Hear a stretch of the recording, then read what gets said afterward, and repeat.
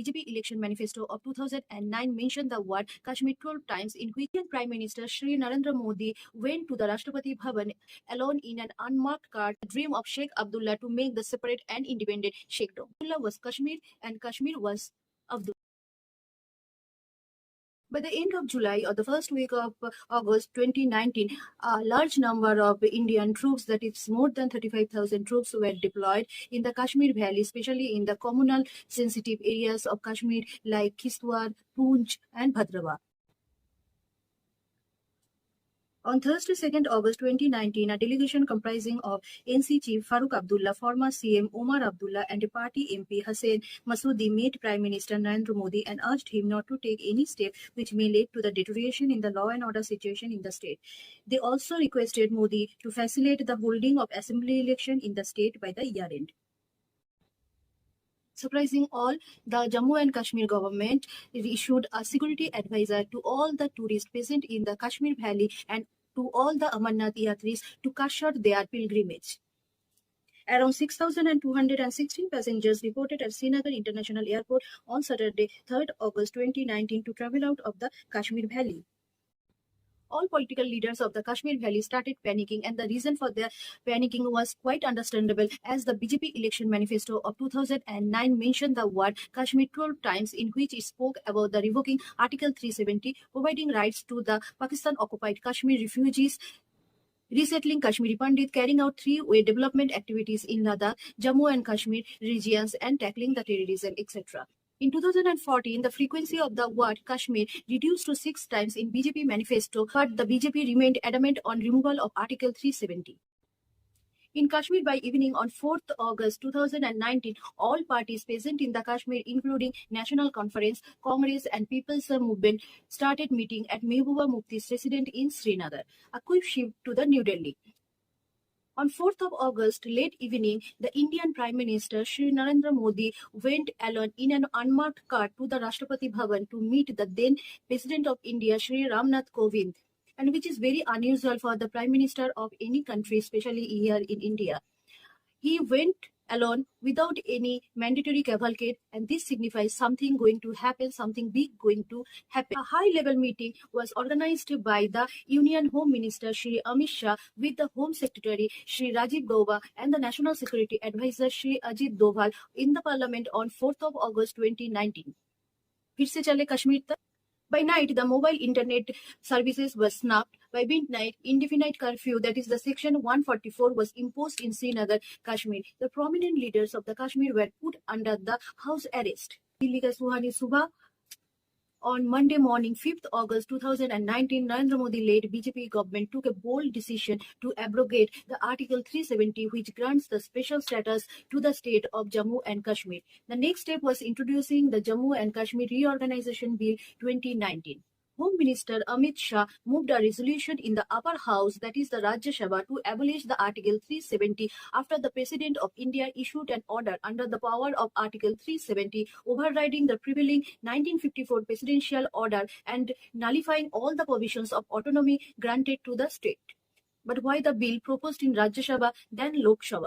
BJP-led National Democratic Alliance (NDA) did not have majority support in Rajya Sabha, unlike Lok Sabha, where the Saffron Party enjoyed a majority. Bringing the bill in the Lok Sabha first would have alerted the opposition and helped them to use their higher numbers in the Rajya Sabha to block it. The bill had to come as a surprise to the opposition, who were against any development or change in Jammu and Kashmir, so the opposition did not get enough time to react or to oppose. Jammu and Kashmir Reorganization Bill 2019 also bifurcated the state into two union territory. One is Jammu and Kashmir and another one is Ladakh. The union territory in Ladakh will have no legislature like Chandigarh, while the other UT of Jammu and Kashmir will have the legislature like Delhi and Puducherry. Now, a quick look to the history of Jammu and Kashmir, starting from the ancient times. Kashmir, if literally translated, means land desiccated from water. The word Kashmir, Kaka, means water, and the Shimera, to desiccate or completely dry land or the completely dry soil. Kashmir was originally a lake that was drained by the great saint of ancient time, Kashyap. It was the Maurya ruler Ashoka who founded the city of Srinagar around the year 250 BC, that is the before Christ. In the beginning, the Kashmir region was a hub of Hinduism.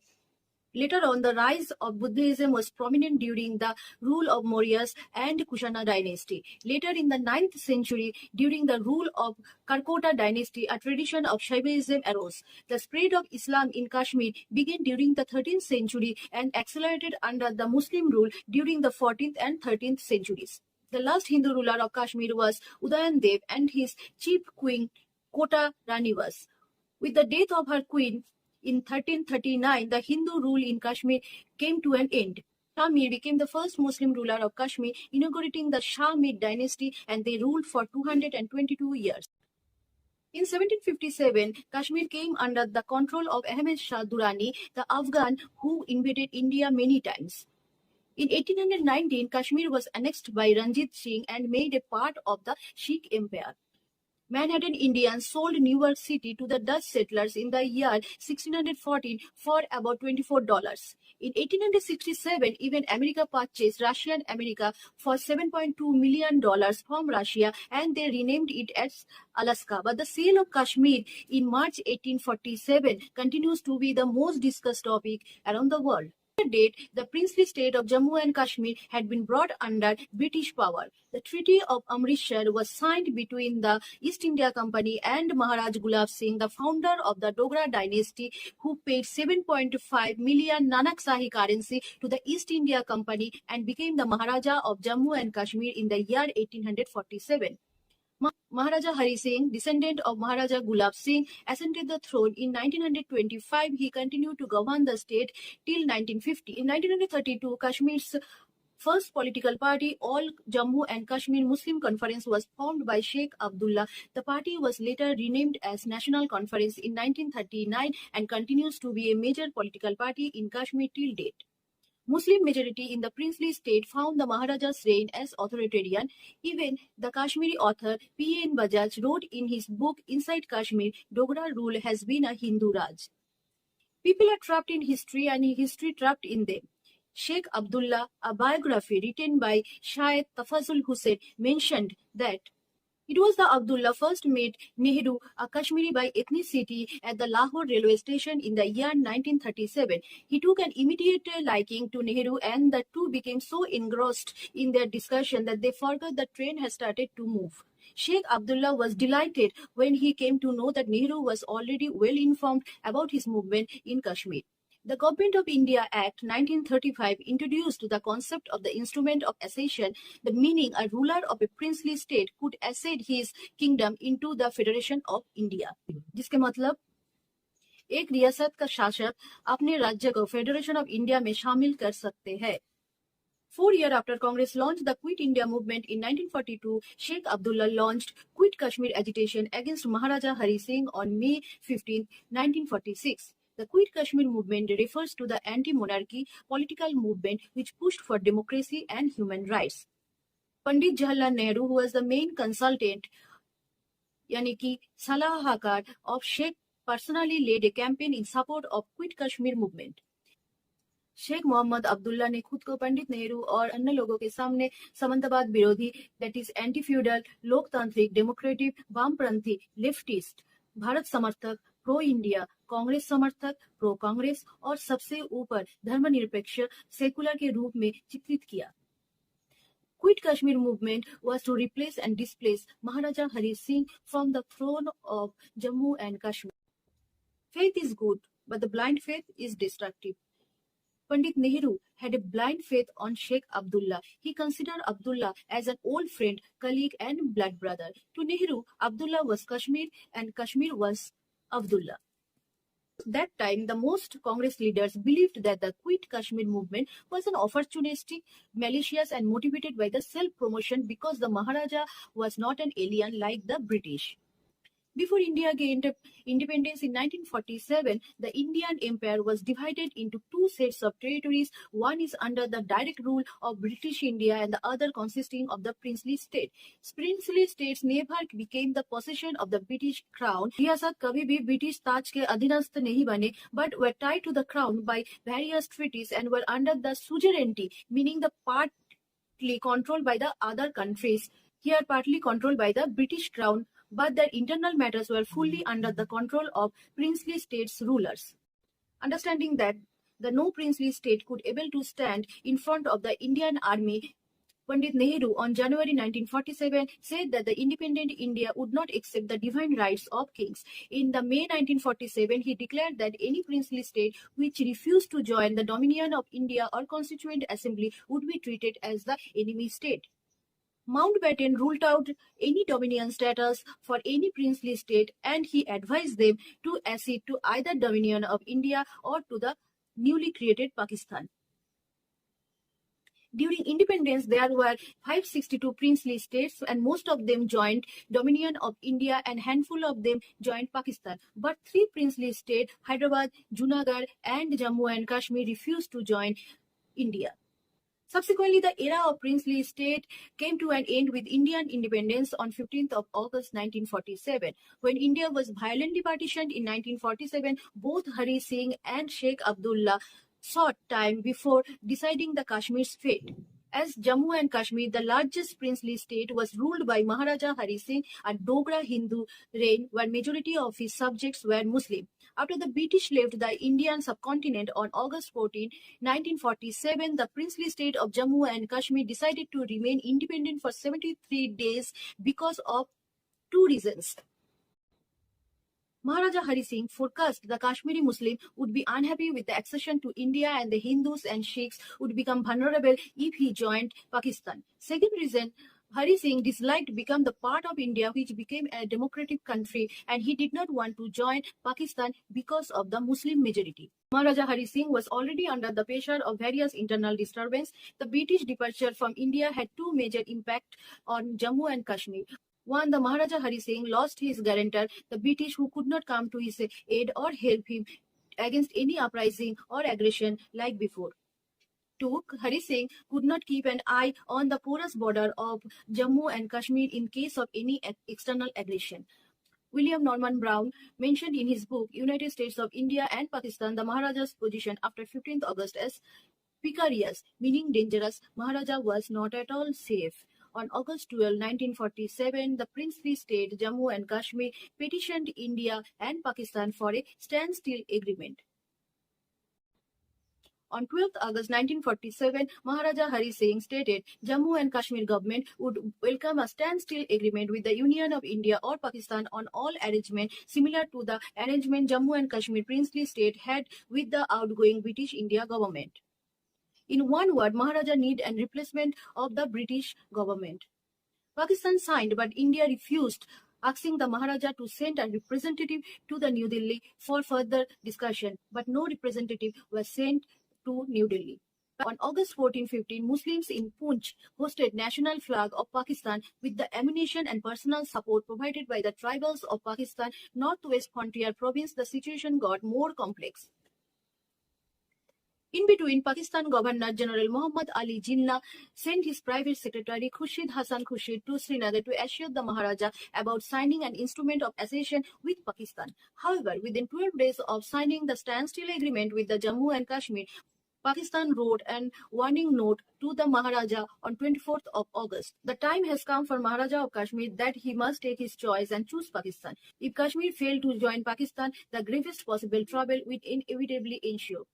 This warning alarmed the Maharaja, and the charges and counter-charges were exchanged between Pakistan and Jammu and Kashmir. On the other hand, Jawaharlal Nehru and Mahatma Gandhi wanted Kashmir to join India. Nehru's Kashmiri roots and friendship of Sheikh Abdullah made him push for it. Because of the complication with the Hyderabad, which wanted to join Pakistan, and the government of India's whole focus was on the Nizam, as India could not afford to lose the Hyderabad. In early October, Maharaja complained to Pakistan's foreign ministry about the infiltration. Pakistan denied the allegation and blamed Maharaja that Jammu and Kashmir forces carried out terror and atrocities against the Muslim population of Poonch. The worst fears of the Dogra ruler came true on October 22, 1947. Pakistan launched Operation Gulmarg by mobilizing tribals from the Northwest Frontier Province. On October 24, Maharaja Hari Singh appealed to India for military aid to flush out the raiders, but the Indian government refused to help him unless Maharaja acceded to India.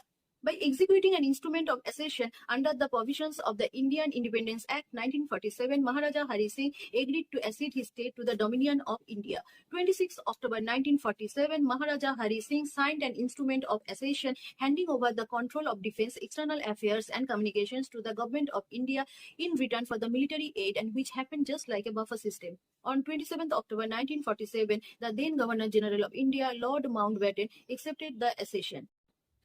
Although it was the Maharaja who signed the instrument of accession with India in the year 1947, but there is a little doubt that the accession of the only Muslim majority state with India could have not been possible without the assertive support of the Sheikh Abdullah. Jammu and Kashmir was administered by India as a state from 17th November 1952 to 31st October 2019, and the Article 370 was drafted in the Part 21 of the Indian Constitution titled Temporary, Transitional and Special Provisions, and gave special power to have a separate constitution, that is the Constitution of Jammu and Kashmir, a state flag and autonomy of internal administration, thus fulfilling the dream of Sheikh Abdullah to make the separate and independent sheikhdom. Sheikh Mohammed Abdullah became the first elected Sadr-e-Riyasat, meaning Prime Minister of Jammu and Kashmir, from 1951 to 1965.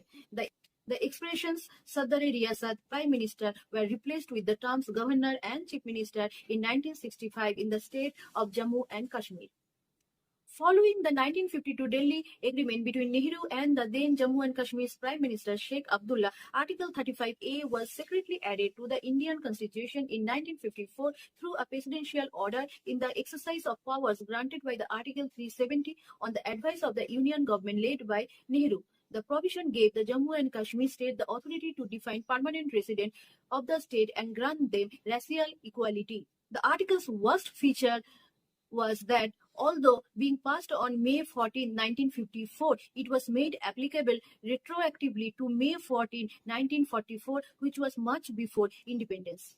The heartbreaking example was 2 lakh Hindu Sikh refugees who came to Jammu and Kashmir from West Pakistan in 1947 following partition. None have acquired PRC, that is permanent residence certificate, and thus are unable to own real estate, use the state's amenity or obtain government employment. Although they are of Indian descent, but they are not Jammu and Kashmir state resident. For years, no one is listened to their cries for justice. Article 35A and Article 370 are to blame for Jammu and Kashmir's incomplete integration with the dominion of India or with the Republic of India. Following this, once a haven became the hotbed of terrorism. Social, economic, and political turmoil are the main culprit for making it a worse scenario. Elite and dynasty politics, and the elite and dynasty rulers enjoying the special status, and they send their children abroad to study. But what about the local populations of Jammu and Kashmir? Their children become the stone pelters. Infiltration of Pakistan-sponsored militant groups made it more worse. The removal of Article 370 makes dynasty rulers less powerful. Removal of Article 370 fulfilled the dreams of one nation, one constitution of Shyama Prasad Mukherjee. On 11 December 2023, the Constitution Bench of Supreme Court, led by Chief Justice Shri D.Y. Chandrachud, unanimously upheld the power of the President to abrogate Article 370 of the Constitution, which in August 2019 led to the reorganization of the state of Jammu and Kashmir into 2 union territories and denuded it to its special privilege. It reasoned that the Article 370 was only a temporary provision to ease the accession of the then princely state to the Union at a time of internal strife and wear. And this much is for today. If you like the video, please subscribe, share, like and comments. Till then, take care, stay safe, stay ever. Namaskar.